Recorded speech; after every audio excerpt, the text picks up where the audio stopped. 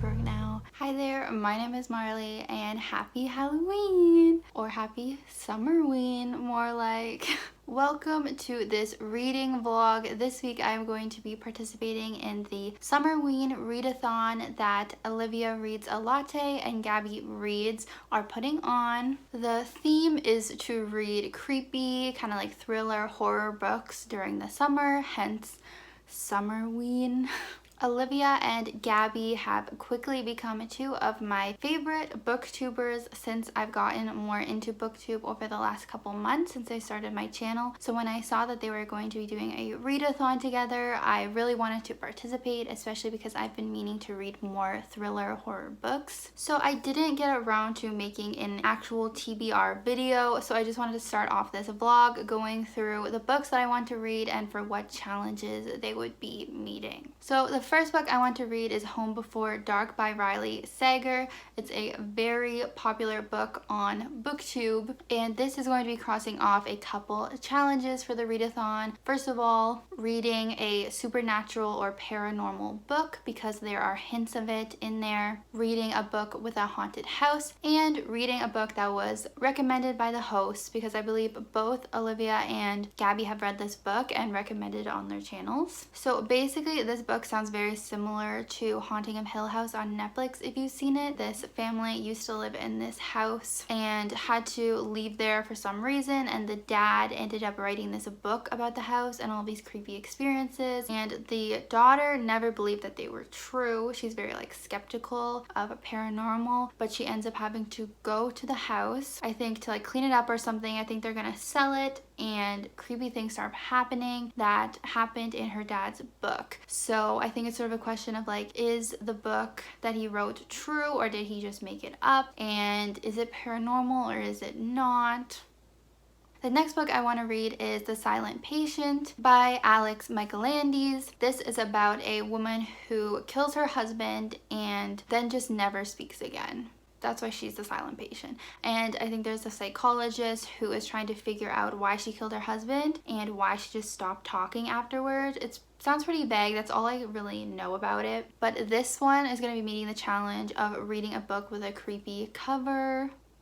And I'm thinking I will use this one to read completely in the dark, which is one of the challenges. I'm not quite sure what I'm going to do for that because obviously reading in the dark, kind of hard to do, but maybe I'll just like read with a lamp on or something. Stay tuned to see what I do. But those are the main two books I want to read, and that pretty much fits all 5 challenges. But in case I do finish those 2 books, which I feel like I will, then I'm gonna read The Whisper Man by Alex North. I know even less about this book, but I just quickly looked it up. It seems to be about a serial killer in a town, and he's called the Whisper Man, and I'm not really sure why, but I'm really interested in this one because again, I think Olivia and Gabby may have also recommended this one too. They are who I go to for thriller recommendations, so most of the books I want to read they have recommended already. This one also has a pretty creepy cover too, so all of these books can kind of fit all the challenges. Also notice how I put this creepy little photo in the background, just trying to set the mood for Summerween, you know.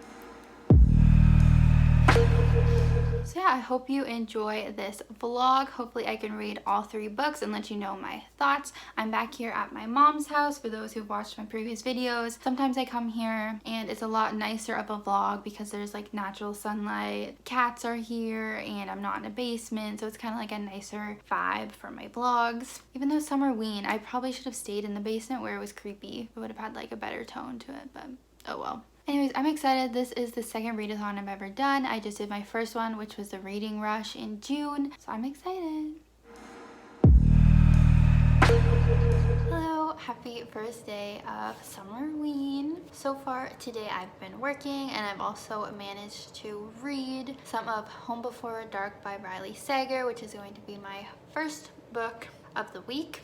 Notice my little black cat ring that I'm wearing in honor of Summerween. My sister got it for me just this weekend, so I thought that was good timing to have like something Halloween related as an accessory. But anyways, as for Home Before Dark, I'm 20% through it. and I'm really enjoying it so far. So basically, as you guys know from what I said about it before, it is about this girl whose father released a book that was all about the family's experience staying at this haunted house, and so she's very well known for that, and her father just passes away and leaves the house to her. She didn't realize that he still owned it, and her job is to go like redo houses, like make them look nicer and whatever you call that. So like flipping houses. So she decides to go there to make it pretty so she can sell it, even though her father's very last words to her were, never go back to that place,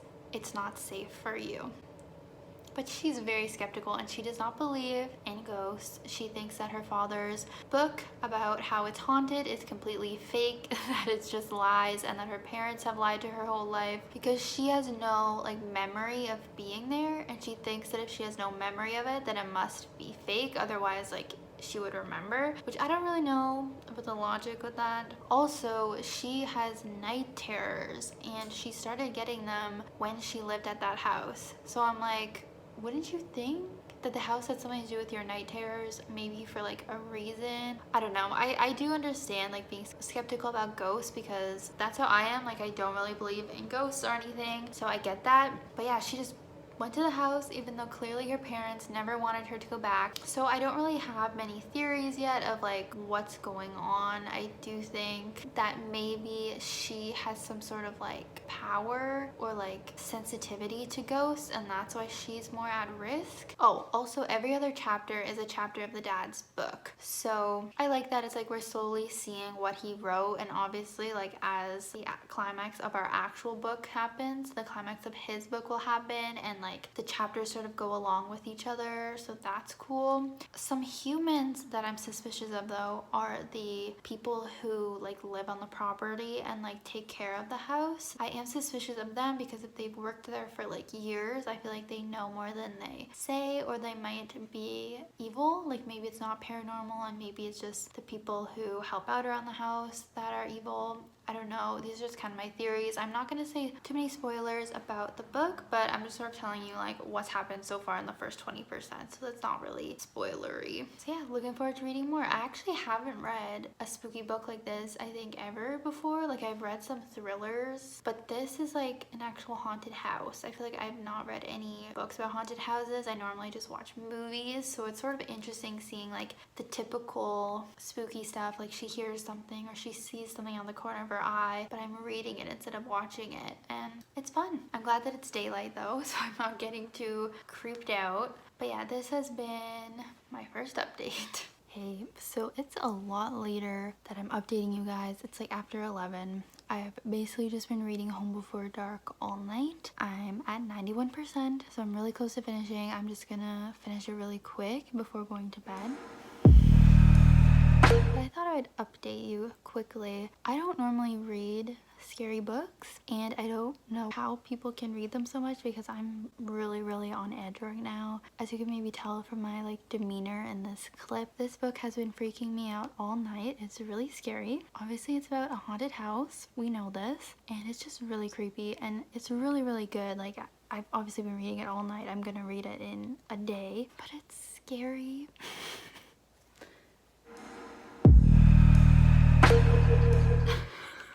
My mom is here, like I know I'm safe. I'm glad I'm not like completely home alone because I'm really scared, but I've had a lot of different theories. This is actually a really good book. Like the story is told really well. I look forward to reading more of Riley Sager's books because this is honestly amazing and I haven't even finished. But I've been able to have multiple theories throughout it, whether it's supernatural or not. One theory that I had pretty early on I think is coming true. I had another theory that I was feeling pretty good about that I don't think is actually true, but we might still find out about that later. It's been fun to read, even though I seem really scared and terrified. It has been fun. I have not had a reading experience like this ever before, or if I have, it was a long time ago because I'm really scared. So if you guys read thriller books, like how do you do it? Like how do you not get so scared? Maybe you just get sort of used to it as time goes on. I'll probably finish this and go to bed, try and sleep, probably have nightmares, we'll see. But I will say day 1 has been pretty successful. Like, I'm gonna finish a whole book. That's pretty crazy. That just shows like how good it is. Like, I just cannot stop reading. I'm gonna go finish this now, read the final 10%, and hopefully I don't get killed by a ghost. Okay, I finished the book and it was amazing. One of my theories it made you think was coming true, but then another one of my theories actually came true. So basically I'm a genius, but no, the author did a really good job of like making you think, and I didn't know, my theory wasn't totally correct, but I was like on the right page, you know? And I feel better finishing it, which is what I hoped. I feel less creeped out because the story had like a conclusion and it was all like wrapped up nicely. I don't need to be afraid. Yeah, I feel pretty happy. Like, I read a whole book in the first day of the readathon, and it also fit like almost all of the challenges, I think, except for the creepy cover, which you could even count this as a creepy cover, I guess. There's like a chandelier. I don't really think it is, so I wouldn't count it for that. And not reading it in the dark, but otherwise it fit the other 3 challenges, so that's really fun. Basically I just need to read my one other book, The Silent Patient, in the dark, and then I'll have beat them all. I don't know if I'll even read a book in the dark. As long as I read them, I think that's the goal. I'm gonna be a little bit busier than I thought the rest of the week, so it's honestly good that I'm starting out the week really strong with my reading because I might not have as much time. But yeah, first book done. Basically, I would really recommend Home Before Dark, which everyone that's read it on BookTube that I've seen already does, but I agree. And I need to read the rest of Riley Sager's books. I don't know if it's a guy or a girl. It's under like a synonym, whatever that word is, like a fake name. No idea who Riley is, but I need to read the rest of their books. Like, this was just so good. 5 out of 5, obviously. Hello, welcome to day 2 of my Summerween readathon vlog. I managed to not have any nightmares last night, so that's good. Today I'm going to be working on reading The Silent Patient. Hopefully I will do more live updates for that, since I didn't really do that for Home Before Dark because I was just like so obsessed with reading it. But yeah, I also don't want to do like too many updates because I don't want this video to be too long, but maybe I'll try and show you like some things that I do today instead of just updates. We'll see. But anyway, I just wanted to check in for day 2. Don't really have anything to say because I haven't started the book yet, but I will be starting it on my lunch.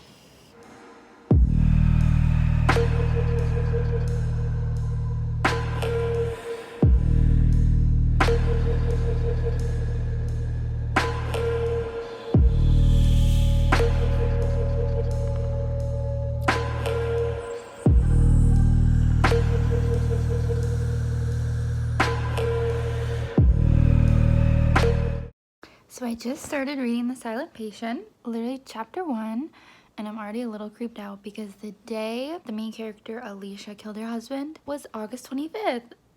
That's today's date.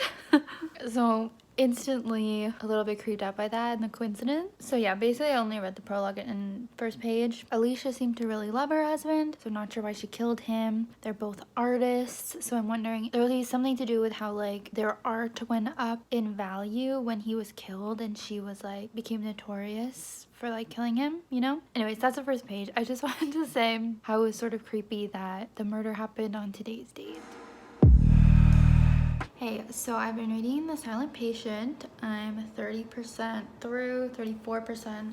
Basically, we've been finding out a lot about the psychotherapist, which is the main character that we are hearing from. Like, he's the one narrating. And it's sort of interesting, like, but I'm more interested in Alicia, which is the silent patient, that he became interested in her case and he transferred to her hospital so that he could like study her and treat her and get her to speak, basically. So I'm way more interested in those scenes where he's at the hospital like trying to talk to her, which we haven't seen very much of yet. We're just getting like a lot of background about him and how, you know, he grew up in an abusive household and has a lot of like mental issues himself. He's like been suicidal and has like addiction issues and stuff like that. But like I don't think that's gonna have anything to do with Alicia's story unless he just like figures out her psyche because of like his own issues.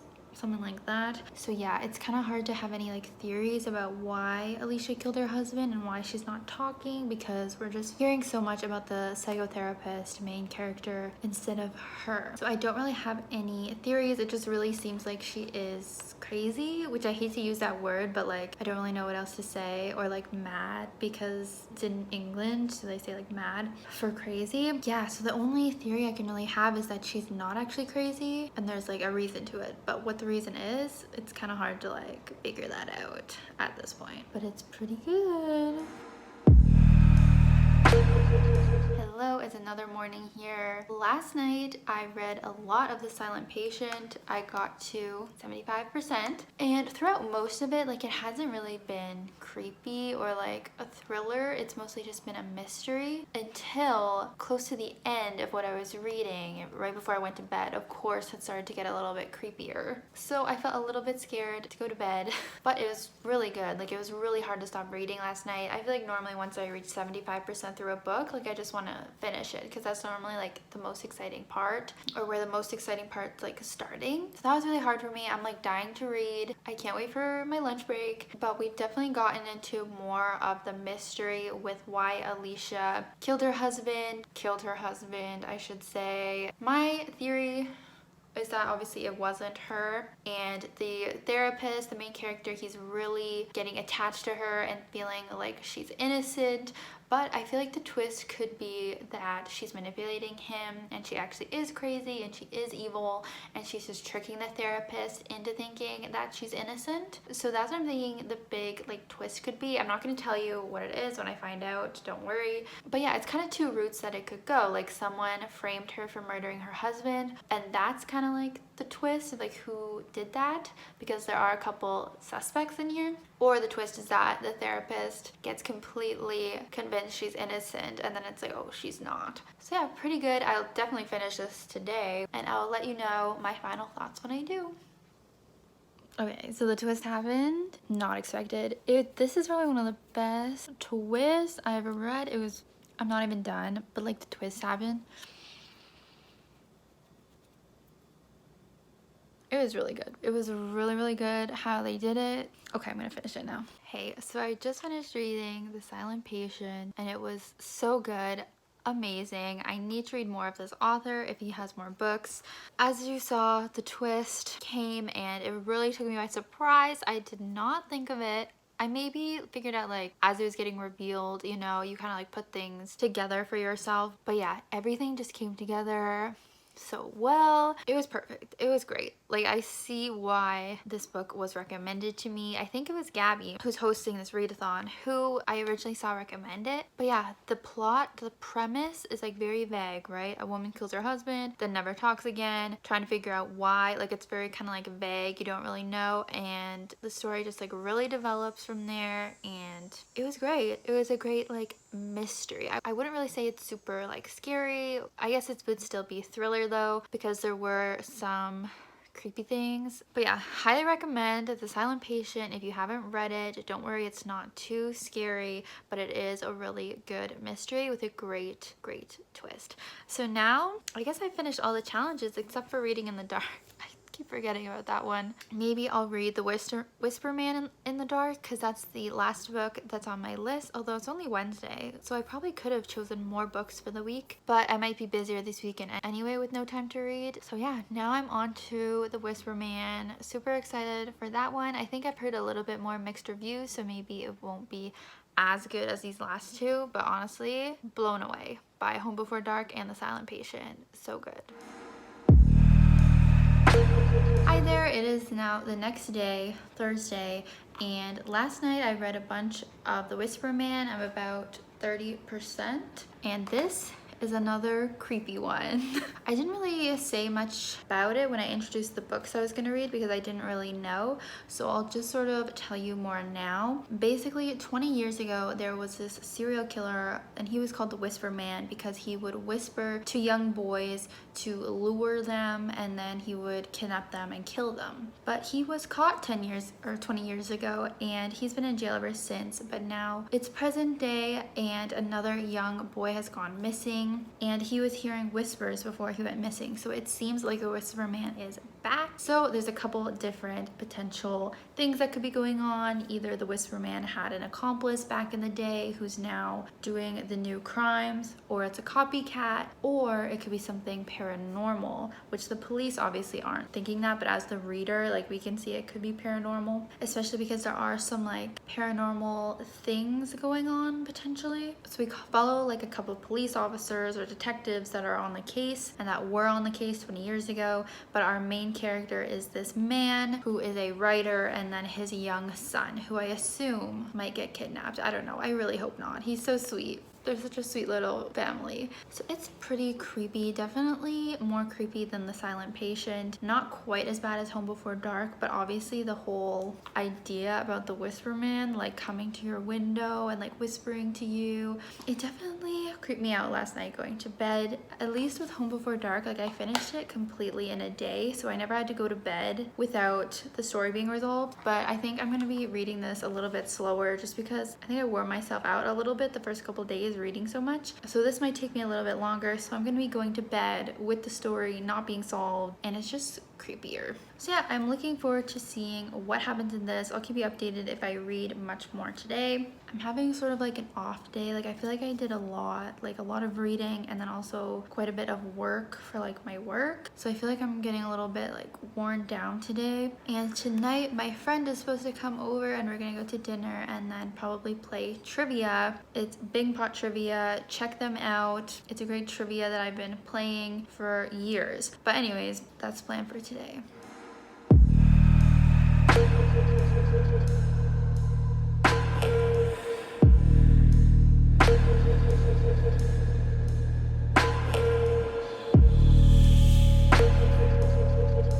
The amount of times this main character has forgot to lock his goddamn door, his front door, is beyond me. Like, there is a murderer around and he literally tried to like murder your kid. Please lock your door.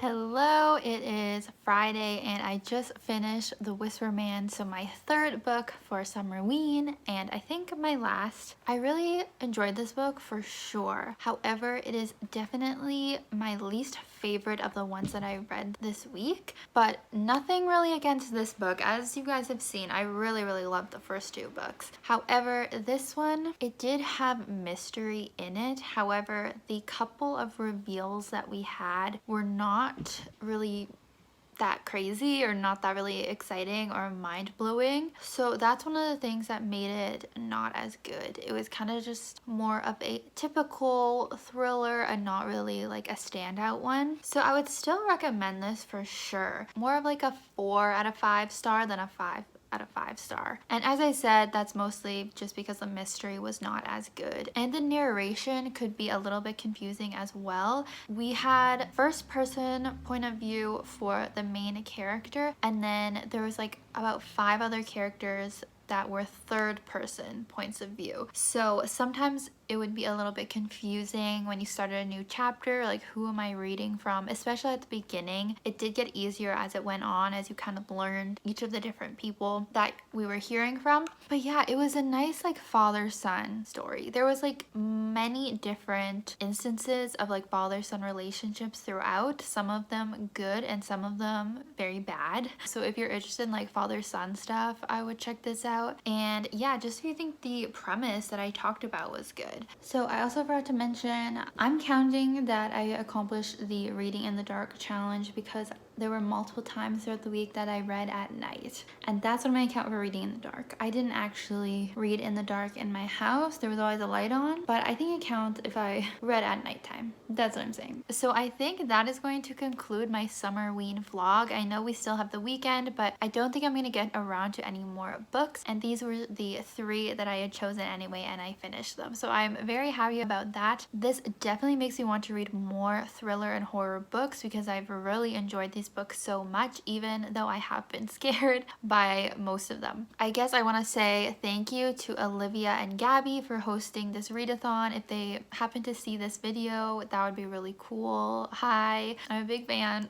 And thank you to anyone who has watched this vlog. Hopefully you will read these books. If you already have, let me know. I can like to chat about them. But yeah, this has been a fun week. I hope to do more readathons in the future. These are really fun, and I hope you'll subscribe for more videos. I want to be doing more reading vlogs like this. Reading vlogs have become one of my favorite types of booktube videos to watch. I definitely see why they're so popular right now. So yeah, subscribe, and I will see you guys in my next video. Bye. Boo. That's too cringy. I think I might cut that.